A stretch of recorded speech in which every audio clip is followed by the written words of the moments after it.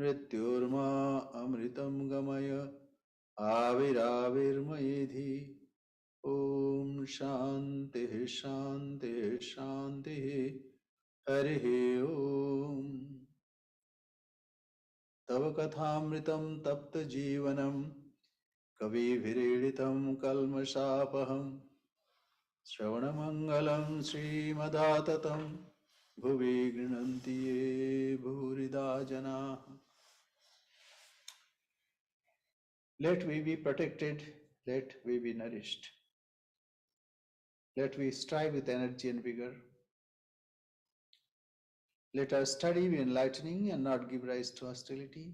Om peace, peace, peace. Lead us to truth and not to untruth. Lead us to enlightenment and not ignorance. Lead us to eternal life, immortality, and not death. Let the self-manifest Atman grow in me. Om peace, peace, peace. Your nectar-like words and warm and inspiring life stories, eulogized by learned sages, are indeed the eradicator of shoots of ignorance. These are auspicious to hear and propitious to inculcate in one's own life. Those who take these words are indeed great benefactor of the world. So we are studying Sri Ramakrishna and his divine play. As we find in worldly things, say science, say relativity theory, it is very difficult to conceive. And secondly, it is difficult to continue that thought. Somebody should take forward and also use that thought for the welfare of the world. And here we are talking about a spiritual thought, which is subtler than the subtlest. Raj Vidya Raj Guhyam Pavitram Idam Uttamam. So this is Raj Vidya. Vidyanam Adhyatma Vidya. So it's toughest and loftiest. And of course, this is the most sought after. Willy-nilly, we are to get this knowledge. Today, tomorrow, or maybe after 1,000 years, or maybe 1,000 births. But this we are to master. So it is difficult to conceive. So Avatar Purush, the incarnation of God, comes, descends to this world. But again, as he said, Sri Ramakrishna said, it is difficult. So it is like a band of bowls came, sang, danced, and went away. Nobody could understand. So then it is, the purpose is defeated. So Avatara, incarnation of God, brings his own retinue along with him, so that these thoughts are perpetuated and also translated for the welfare of the world. So we find Swami Vivekananda is such disciple. Of course, other disciples also were there, but Sri Ramakrishna selected Narendranath, later Swami Vivekananda, as his chief disciple, because he was such a person that he would not miss anything, and he was true to his real nature, and he could understand what Sri Ramakrishna was conveying, where many people could not get it. So one thing is that the chief disciple must understand the master and also convey in suitable words, in correct manners to the next generation. So that is the genius of Swami Vivekananda. We find in this play of Sri Ramakrishna, the divine play of Sri Ramakrishna. So what is that thought? Zrimbhita Jiva Yuga Ishwar. So he is the divine incarnation of this world. But as Sri Ramakrishna would say, Dhalni Talwarni Nidhiram Sardar. So Sri Ramakrishna you can see bare-bodied, no shield, no sword, but he is Nidhiram Sardar.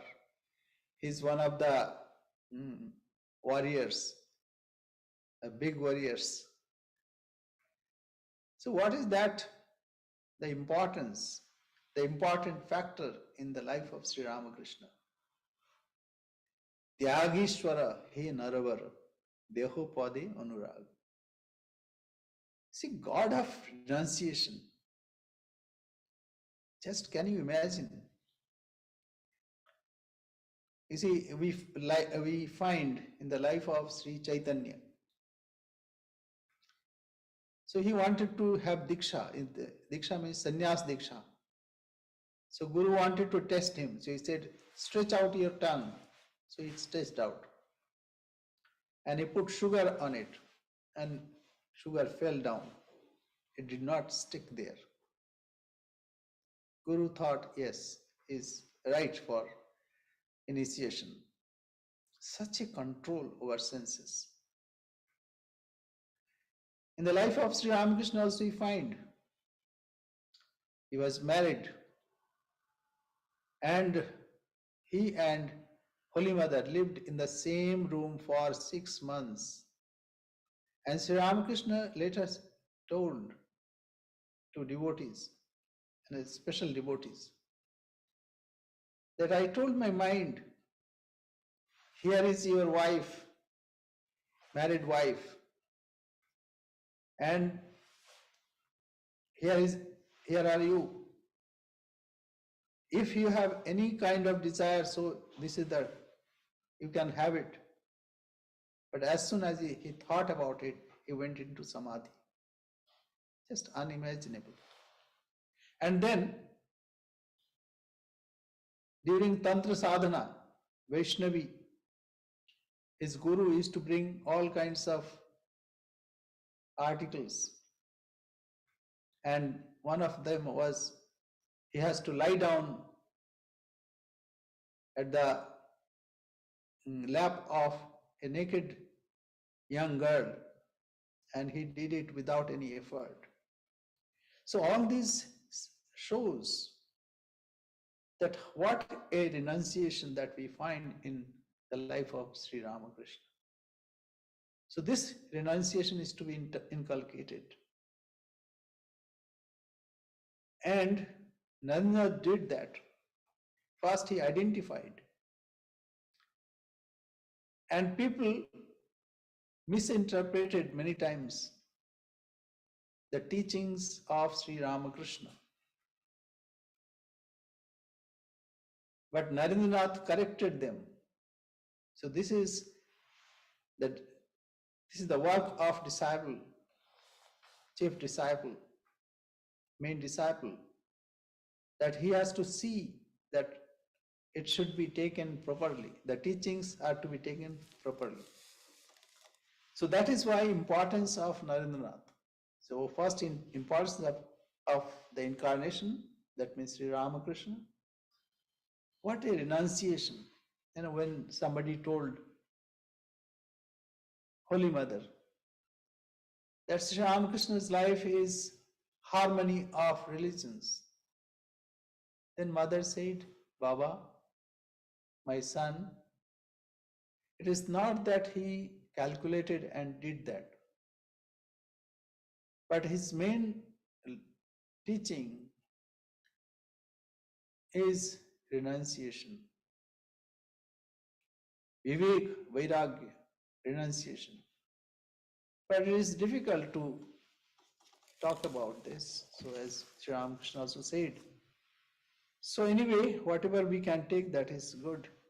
So first to understand his teachings and then to impart to the world for the welfare of the society. So we go forward as we are reading. Yes. So we are in chapter 9, Devotees of the Master and Narendra. We start from portion 10. The Master's Cycle of Devotees and his young devotees. In addition to the devotees, whom the Master had seen in visions before they arrived, many men and women devotees came to Dakshineshwar to see the Master in search of peace. He received them affectionately, blessing some of them with advice and some with a divine touch. As time went on, a large group of devotees gathered around the Master. The Master took special care in developing the spiritual life of the boys and unmarried young men who came to him. Many times he mentioned the following reason for this. One can't have a vision of God unless one puts the entirety of one's mind on him. The boys' whole minds are available to them. Their attention isn't scattered among wife and children, money and property, name and fame, and other worldly objects. If they try to focus their whole minds on God now, they will be blessed to see Him. That's why I am extremely eager to guide them on the spiritual path. Whenever he had the opportunity, the Master took them one by one to a secluded place, instructed them in the practice of yoga and meditation, and advised them to observe unbroken brahmacharya and avoid getting entangled in marriage. He selected for each one of them a different chosen deity according to aptitude and taught each one how to establish a relationship with the deity according to that devotee's spiritual disposition, so that the devotee could easily make progress in his own path. So one thing here, he preferred unmarried young. Why? Because Sri Ramakrishna would say that when butter is made, it should be made before sunrise. Why? Because due to temperature it may melt. And secondly, when it is say young, so they can absorb very quickly, and there are no other impediments. So that's why he preferred, but it does not mean that he only had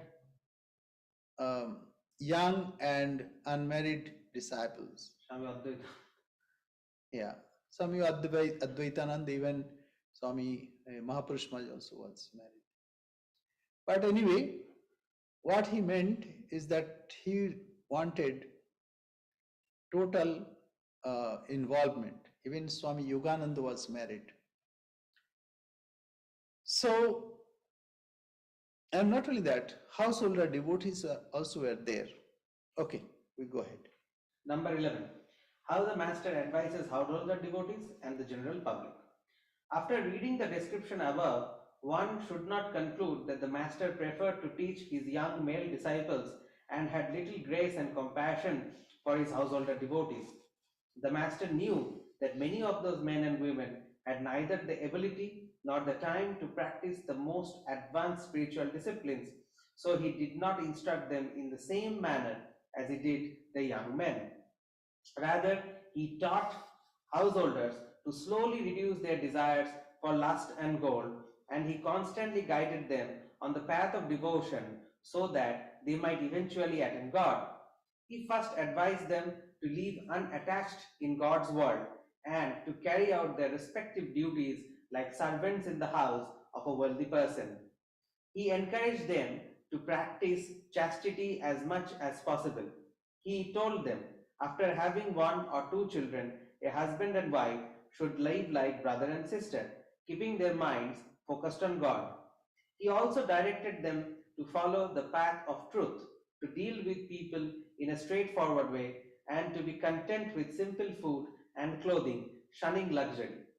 He told them to establish their minds in God, to practice meditation, japa, and worship every morning and evening, and to sing kirtan.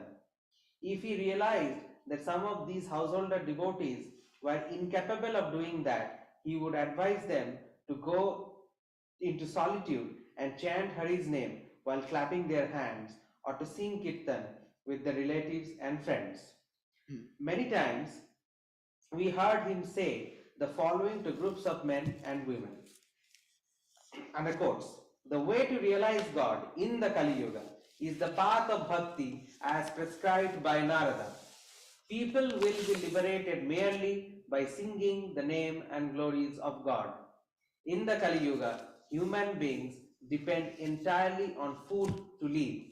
It's because they are weak and short-lived that this easy path to realizing God has been prescribed in this age. The quote ends.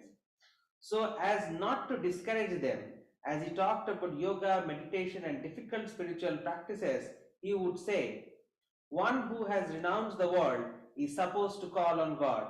It's for this reason that such a person has given up all worldly duties. Is there anything very remarkable or extraordinary about this? But if a man who carries the heavy responsibility of caring for his father, mother, wife, and children thinks of God even once, God is extremely pleased and thinks, it is not an insignificant feat for this man who carries such a heavy load to call upon me even a little. This man is a real hero. Yeah. So for devotees who are householders, he had that special compassion. Uh, there are two paths. One is pravritti path and nivritti path. So one who withdraws from the world is nivritti path. But one who wants to enjoy senses a little and then wants to proceed to God. So that is called pravritti path. So householders are not outcast, rather they carry heavy load. Even monks come from householder. They cannot be dropped from the heaven. Then they are sustained also by householders. See, when Narendranath and other disciples are merged in spiritual practices, this Balaram Basu, great devotee, would bring some food for them. That way they were sustained. So the contribution of householders is no less. Therefore, it is not to discard, but what is to be pointed out here, the renunciation. Whatever is possible, that is to be done. Yes, go ahead. Number 12. The master gives Narendra the highest position among the devotees. Words are inadequate to describe the exalted position that the master gave to Narendra among the devotees whom he had seen in his vision, not to speak of the new devotees who came afterwards. Pointing to some of his special devotees, the master said, they are Ishvara Kotis. They have been born to accomplish a special mission for God. One day, he compared Narendra to those select devotees. Narendra is like a 1,000-petaled lotus. The other few Ishvara Kotis are like lotuses, but some have 10 petals, some 15, and at most some have 20. On another occasion, he said, so many devotees have come here, but there isn't another one like Narendra. In truth, no one but Narendra could understand and properly express the extraordinary actions and words of the wonderful master. Narendra's interpretations of the master's sayings sometimes amazed us, and we would think, well, we also heard the master say those things, but we did not realize that they had such deep meanings. We shall mention an incident that illustrates this. Yeah. So we find for any institution, there must be a leader who leads, who interprets the teachings of an incarnation, and then how to translate that. So we find Narendranath was such. Because of Narendranath, many things are clear to us now. And he prepared path for many people. Say Ramakrishna mission, establishment of Ramakrishna mission, opened the floodgate for the seekers of God. Not only monks, but householders also. So Narendra was special because of his understanding, because of his realization, and because of his capacity to translate those teachings practically. So we'll listen more. Yes, go ahead. Number 13. Narendra understands better than others the master's message. Serve all human beings as God. Sometime in 1884, a friend of ours went to Dakshineshwar and found the master seated in his room, surrounded by devotees. Narendra was present. Various spiritual discussions went on, relieved by wit and humor. When the topic of the Vaishnava religion arose during the conversation, the master briefly explained the quintessence of the doctrine. So, the discussion is there below. This is an instruction of Sri Chaitanya to his disciple Sanatana Goswami. First, we'll read in Bengali.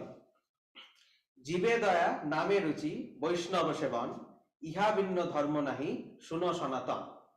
Listen, O Sanatan, there is no other dharma than practicing compassion for all living beings, love of God's name and service of devotees. This is from Chaitanya Charitamrita. So the master explains this doctrine saying, this religion advises its followers to practice these three salient disciplines sincerely: love of God's name, compassion for all living beings, and service of devotees. God and his name are identical. Knowing the name and the possessor of the name to be the same, the devotee should always chant his name with love. Knowing God and his devotees, Krishna and the Vaishnavas, to be the same, one should respect, worship, and make obeisance to monks and devotees. Understanding that this world belongs to Krishna, one should show compassion for all beings. As he said, compassion for all beings, he suddenly went into samadhi. After a while, he came down to a semi-ecstatic state and said, compassion for all beings? How foolish to speak of compassion! Human beings are as insignificant as worms crawling on the earth, and they are to show compassion to others? That's absurd. It must not be compassion, but service to all. Recognize all as manifestations of God and serve them as such. So let's continue. Yes, so here what we find, Chaitanya Mahaprabhu, also an incarnation of God. You see, the later incarnations come to fulfill. Before that also we find in, say, Buddhism, it's compassion. Maitri, Karuna. So Karuna is one of the tenets. Maitri, Karuna, Mudito, Pekshanam, Sukha Dukha Punya Punya Bhavanata, Chitta Prasadana. Vishanam Bhavana. Vishanam Bhavana. So, Maitri, friendship. Karuna, compassion. So, compassion is, we find in even Yoga Sutras. So, that was common parlance. So, Chaitanya Mahaprabhu said that. But the time has changed, and with time, the teaching also changes. Why? Because this is time of democracy, where all are to be honored. So later, Swami Vivekananda translated these teachings, especially that one. And before that, we'll go through that and then we'll explain. Nam and Nami Abhed. Nam means name and Nami means possessor of name, like anybody's name. Even if someone is sleeping, and somebody calls by name, immediately he wakes up and says, yes, yes, what can I do for you? So this we find there is a connection. So when we chant the name of God, naturally God is also drawn to us. So this is there is subtle connection in these two, name and the possessor of name. So expression, these are very important. And it has power. Words have power. If somebody calls names to someone else, that person may be angry. So the words have power, and especially it is connected with the person. Therefore, when we chant the name of God, God is nearer to us. He manifests himself. So this is what we see. And now, next we'll listen from Swamiji. Yes. Number 14. Narendra sees a wonderful light in these words of the Master and explains their meaning. Everyone heard the Master's words, but no one except Narendra understood their significance. When the Master came to the normal plane of consciousness, Narendra left the room and said to some of his friends, "What a wonderful light I saw today in those words of the Master. How beautifully did he reconcile the simple, sweet, and refreshing ideal of devotion with the knowledge of Vedanta, which people believe to be dry, difficult, and heartless. For so long, we have heard that anyone who wants to attain non-dual knowledge must retire to the forest, shunning family and friends completely, and forcibly uprooting love, devotion, and other sweet sentiments from the heart, driving them away forever. If aspirants who strive to attain that knowledge consider this world and all people within it to be impediments to their spiritual path, they will develop hatred towards them and go astray. But what the Master said today in his ecstatic mood is clear. One can bring Vedanta from the forest to the home and practice it in daily life. Let people continue with whatever they are doing. There's no harm in this. People must first believe and understand that God has manifested himself before them as the world and its creatures. Whomever people come in contact with in every moment of their lives, whomever they treat with love, respect, and compassion, they are all parts of God, God himself. If people consider every human being to be God, how can they consider themselves to be superior to others and harbor anger, hatred, and arrogance, or even compassion towards them? Their minds will become pure as they serve all beings as God, and soon they will experience themselves as paths of the blissful God, as parts of the blissful God, by nature pure, illumined, and free. The Masters. That's right. So now we see this should be expanded. So one, what Sri Ramakrishna said, that the Jiva is to be served as Shiva. Shiva Jnane Jiva Shiva. Who are you to have compassion on God? You are trifle. You are small being. So Shiva Jnane Jiva Shiva. So Swamiji heard it and immediately he could understand the import of that teaching. That it can be translated, the loftiest philosophy, into our day-to-day practical life. Say, Shiva Jnane Jiva Shiva. So that means when one serves other, one should think that I am serving Shiva or God. So that way, the Karma Yoga, what Karma Yoga teaches? To offer all actions to God. So while serving, if one can think that I am serving God, so he is offering his services to God. As a worshipper, a priest is worshipping God, just offering some flowers. Here the work is being offered. So Karma Yoga. Then Raja Yoga. Raja Yoga means uh, cessation of mental modification or lessening of mental modifications. So when one sees God in everything and every being, that means there is no other thought, no other mental modifications. So this way one can practice Raj Yoga. Then comes Bhakti Yoga. See, until or unless you have love for the person who, to whom you are offering your services, you cannot serve him. If mind is somewhere else, that is not service. Somehow to performing duties, that's not the way. Rather, your whole mind should be there. Love should be there. See, generally people love their pets or relatives, but one has to transcend that. One has to love God with whole mind.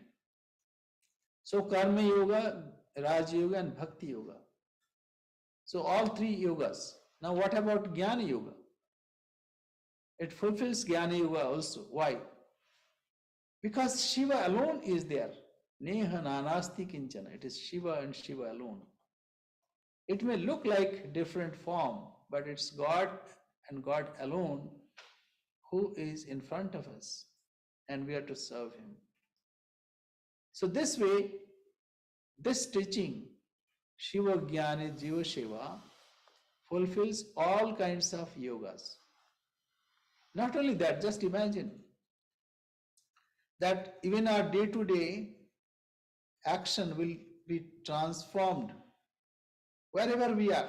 Say someone is cooking, if he or she can think that I am cooking for God, that will be worship. If a person working in an office, if he thinks that I am working for God, so he'll do his best there and also in proper time. If someone is doing business, there also it will be excellent and also it will lead to success. So wherever one, say if a person is toiling or cleaning a toilet even, he'll clean nicely because he's handling God. So this way one can translate the Vedantic ideas in our day-to-day life. So this is to be inculcated, and that is why we must do something for the upliftment of society. That means we are serving, not that we are uplifting, rather we are serving. And Swamiji explained later that previously, the donor used to throw a penny and say, "My good man, this is for you." But now you have to kneel down and offer your services to the receiver. So he has changed the position. You know, his brother disciples thought he has imported this from the West because he visited there. But no, here also we find people are throwing, it's giving. But Swamiji changed it totally. Never it happened like this. The giver should kneel down and offer his services. So this is very special. That is why we need to cultivate this in our lives. So this is what we understood. And not only that, later Swamiji said 4 kinds of dana can be offered, services can be offered.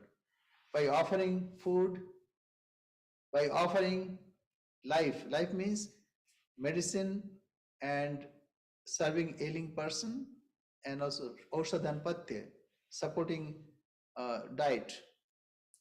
Then third is Vidyadana. First is Annadana, offering food, etc. to needy people. If a person is hungry, nothing goes to his ears. Philosophy cannot be understood by him.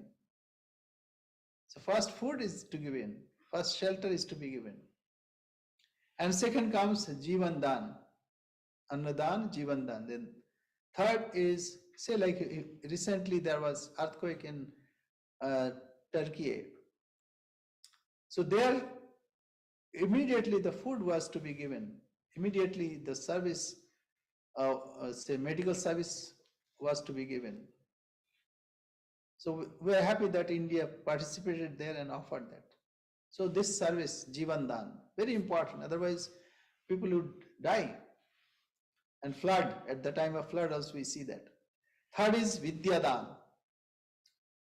Offering education is very important because Annadan only for 6 hours or 7 hours.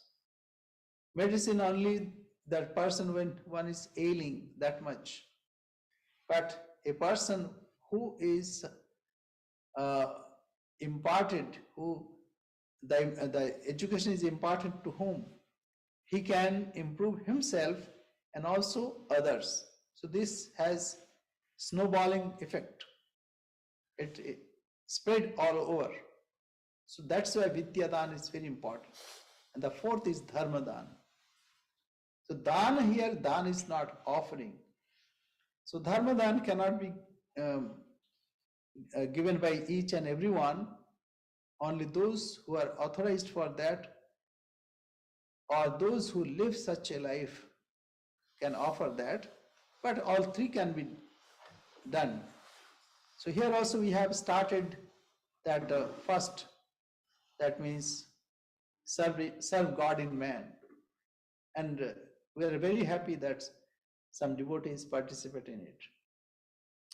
Yes, we go forward.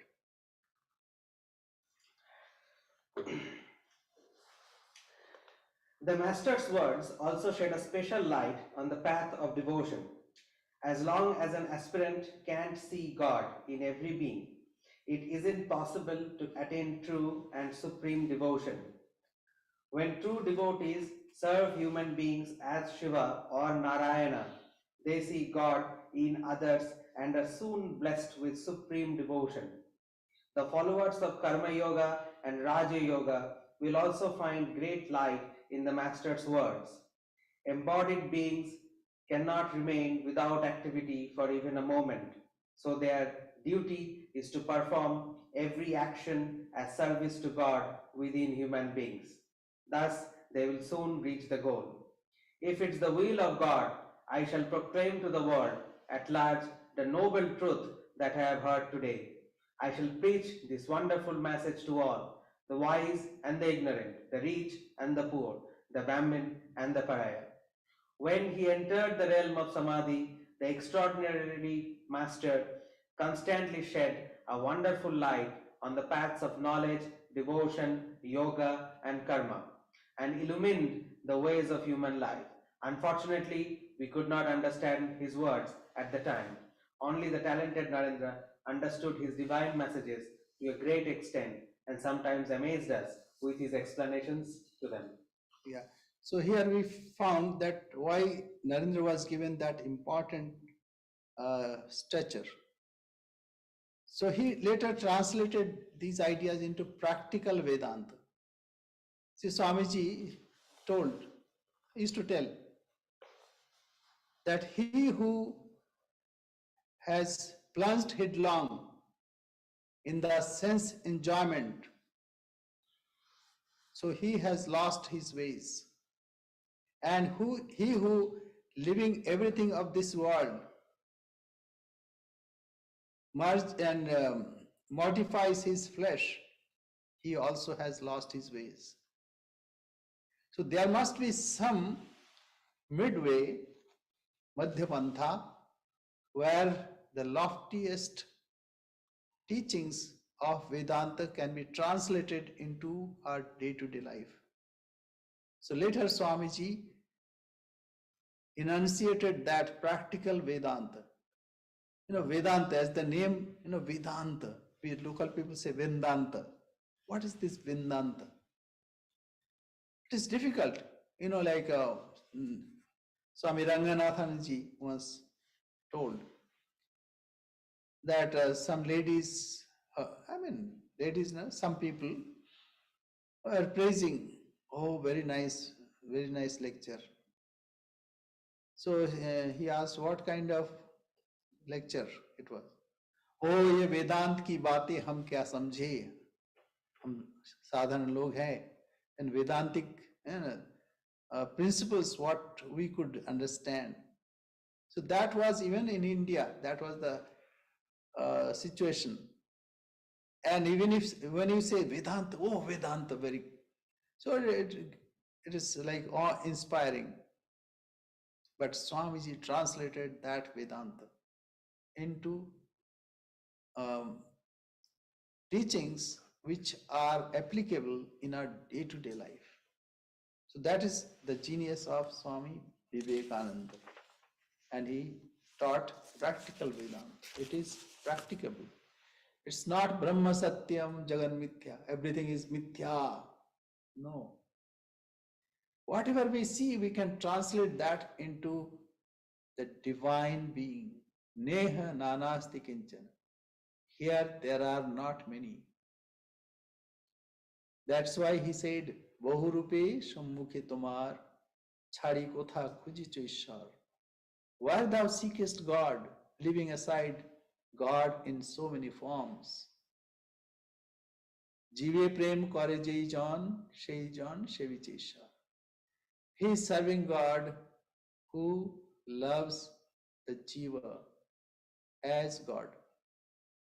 So this is his teaching and wonderful teaching, and actually that idea has come from Sri Ramakrishna, and it can be practiced wherever we are, in whatever duties that we are performing, maybe cooking or maybe office or business or whatever. That's when Nivedita, in the introduction of the complete works of Swami Vivekananda, wrote, toil is to pray. And whatever we do, it is prayer. Even the artist, whatever he, the painting, etc., or poet, composing something, everything can be translated into worship.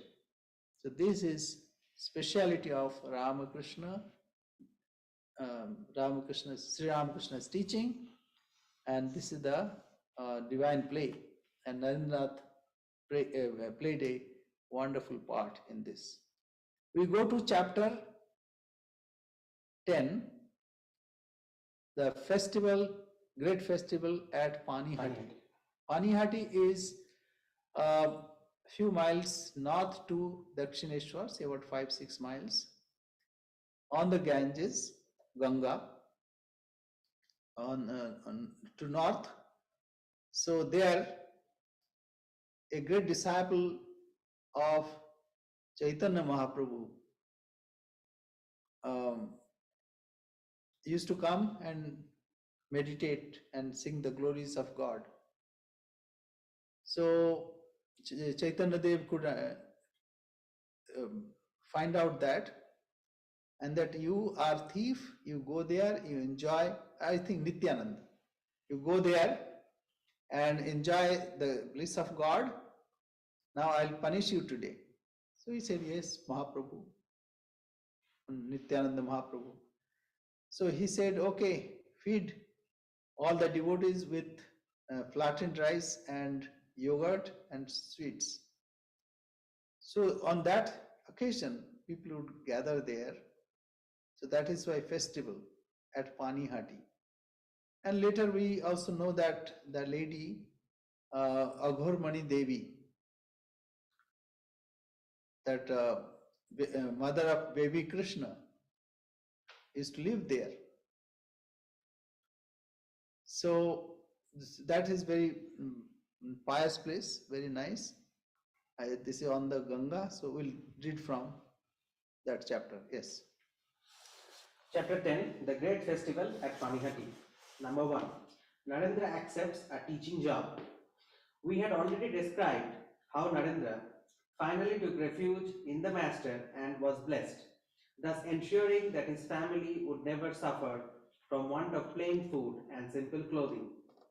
His family's financial condition gradually improved thereafter, and although they were not affluent, they were not poverty stricken as before. Shortly after this incident, Ishwar Chandra Vidyasagar established a branch of the Metropolitan Institution in the Chapatala district of Calcutta and appointed Narendra to be the headmaster of that school. Narendra began teaching there probably in May 1885 and he worked there for 3 or 4 months. So Vidyasagar, Ishwar Chandra Vidyasagar was a great scholar, and those who have read the Gospel of Sri Ramakrishna can recall that Sri Ramakrishna went to him, and though he was a great Pandit, but he was silent, and Sri Ramakrishna spoke most of the time. So he used to run various schools. Actually, he is the person who promoted education in Bengal. A great person, and also very compassionate for poor people. He used to donate money to the poor and downtrodden. So there lots of good work he did, and he was a great scholar. Yes. Number 2, the enmity of Narendra's relatives, the master's cancer, and Narendra's resignation from his job. Although his financial condition had improved to some extent, at this time Narendra was extremely disturbed by the enmity of his relatives, who had somehow found an opportunity to occupy the best rooms of his family's ancestral home. As a result, he had to move out of his home temporarily and settle in his grandmother's house at Ramtanu Boshu Lane. He was forced to file a lawsuit against his relatives in the Calcutta High Court. Nimai Charan Basu, an attorney and a friend of his father, was of great help to him with this case. In August 1885, Narendra had to resign from his teaching position to devote more time to the lawsuit and also to prepare for his final BL examination. He had another important reason. At this time, the master developed cancer and it was gradually worsening. Narendra felt that he needed to spend more time with the master to supervise his medical treatment and nursing. So BL means Bachelor of Law, as you know, Narendranath. That time it is FA, Final Arts, and after that Bachelors of Law. So Narendranath wanted to become a lawyer, so he wanted to appear there. So that study, and also in between the relatives created some problems. So all these things, yes. Number 3, the master falls ill after eating too much ice. In 1885, the master suffered greatly from heat, so his devotees asked him to eat some ice. Seeing that ice chips relieved the master, many devotees began to bring ice to Dakshineshwar. The master always added ice to his drinking, water and sharbat and was as happy as a boy. Within a month or two, however, his throat began to hurt. It was probably April when he first felt pain. Number 4, his disease becomes worse due to excessive talking and repeated samadhi. A month passed and still the master's pain did not lessen. In May, the disease took a new turn, worsening if he talked too much or if he went into samadhi. His condition was first diagnosed as an inflammation of the pharynx due to a cold and an ointment was prescribed. When no result was seen after applying it for a few days, a devotee called in Dr. Rakhal Chandra Haldar of Bowbazar, who was known to specialize in these kind of illness. The doctor diagnosed the disease and prescribed the medicine to be taken internally and an ointment to be applied externally to the throat. He also advised us to prevent the master from talking too much or going into samadhi too frequently. Yeah. So cancer, when it is throat cancer, it is called clergyman's disease, because clergies talk too much. And Sri Ramakrishna used to not only talk, used to sing, dance, and secondly, when his mind would go, to samadhi, his flow of blood would go upward.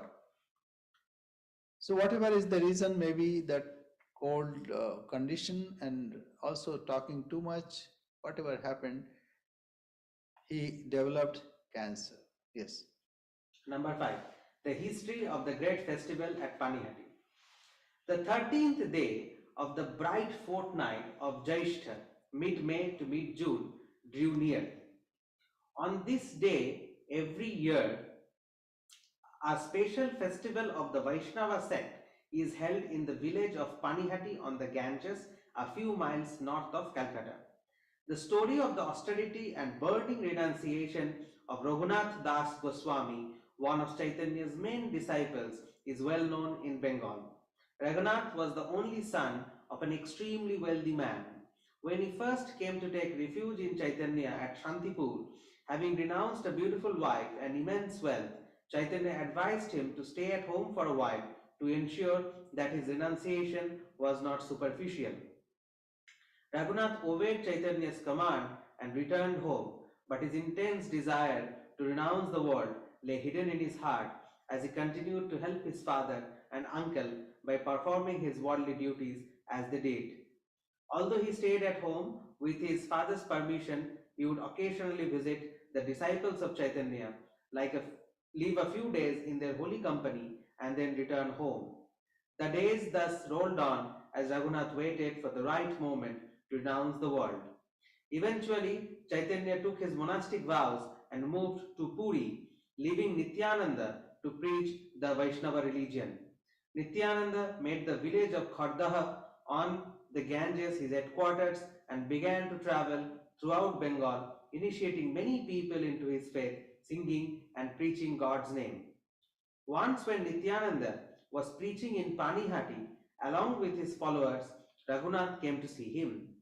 Nityananda asked him to make an offering to the Lord of flattened rice, curd, milk, sugar, and banana mixed together and to feed the huge circle of devotees. Raghunath gladly obeyed this order, then arranged a wonderful feast for the hundreds of people who had come to see Nityananda that day. After the festivities, Raghunath bowed down to Nityananda and wanted to take his leave, but the latter went into ecstasy and embraced him, saying, "Your time of waiting is over. If you renounce the world now and go to see Chaitanya in Puri, he will accept you. He will entrust you to Sanatana Goswami for training so that you can attain perfection in spiritual life." Raghunath's joy knew no bounds when he heard Nityananda's words. Soon after returning home, he left his family forever and went to Puri.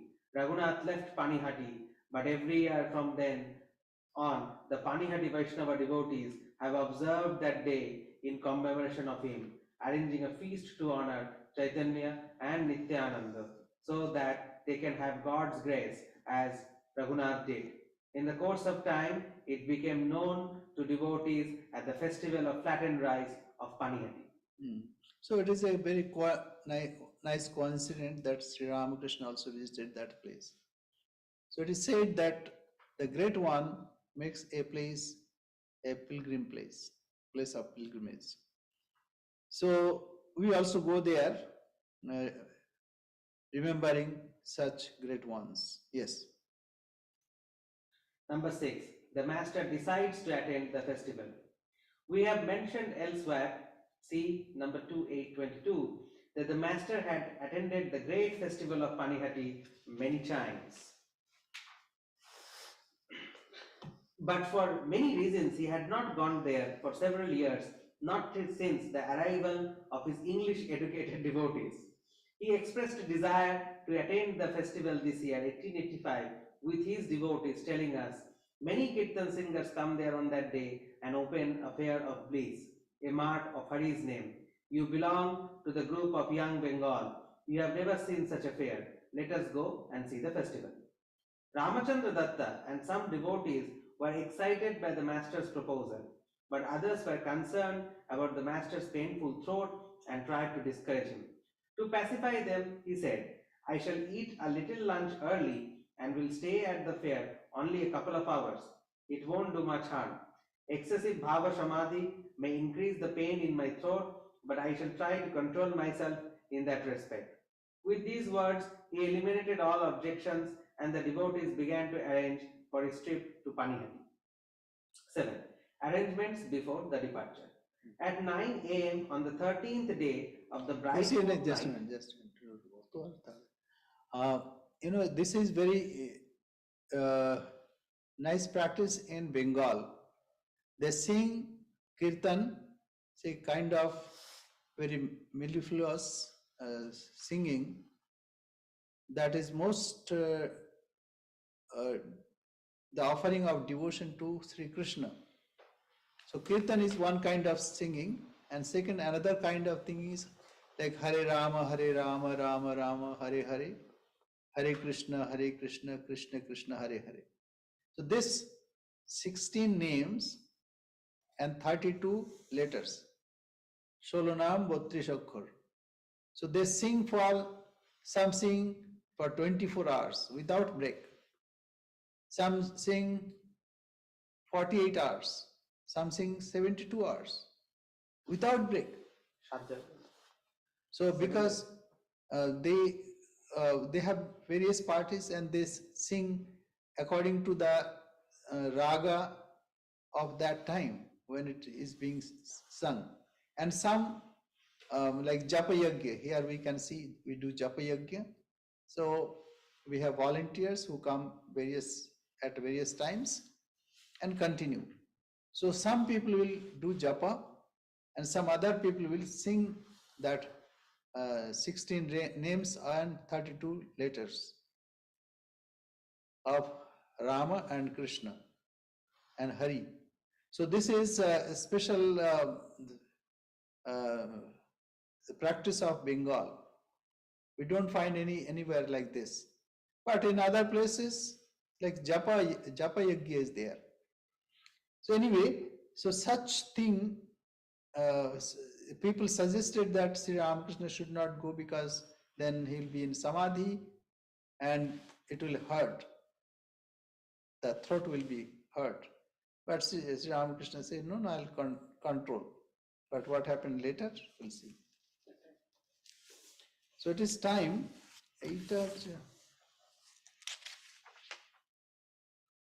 Okay, we'll stop here.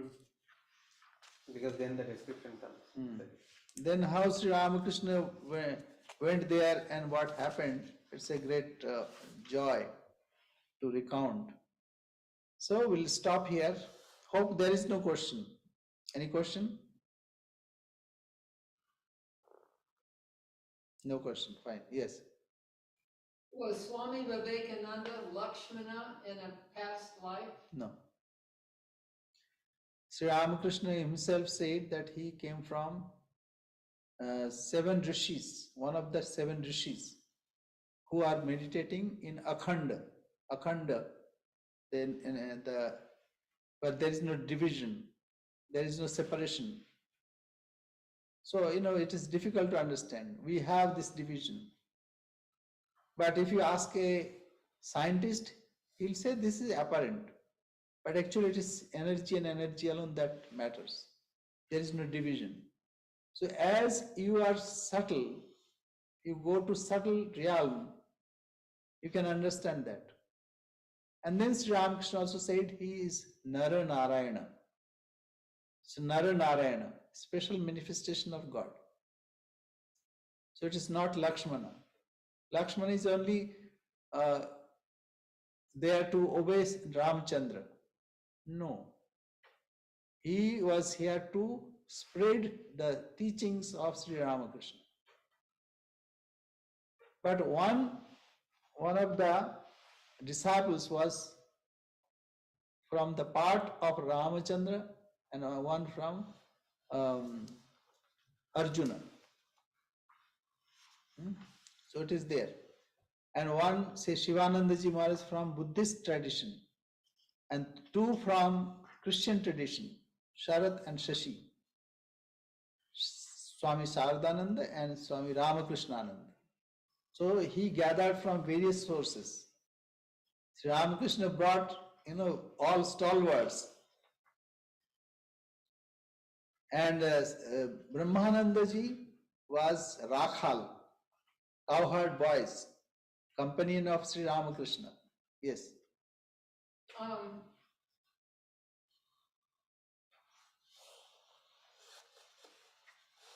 Okay.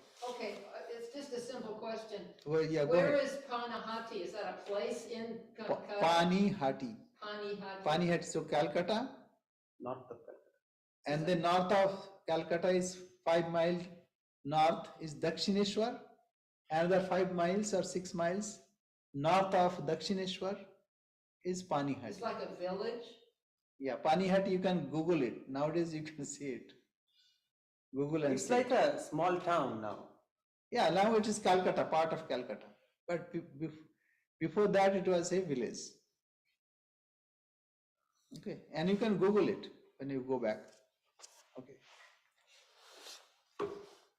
Om Purnamada Purnamidam Purnat Purnamudachyate Purnasya Purnamadaya Purnamevavashishyate. Om Shanti Shanti Shanti. Harihi Om Tatsat. Sri Ramakrishna Arpanamastu. Ganga flows from north to south.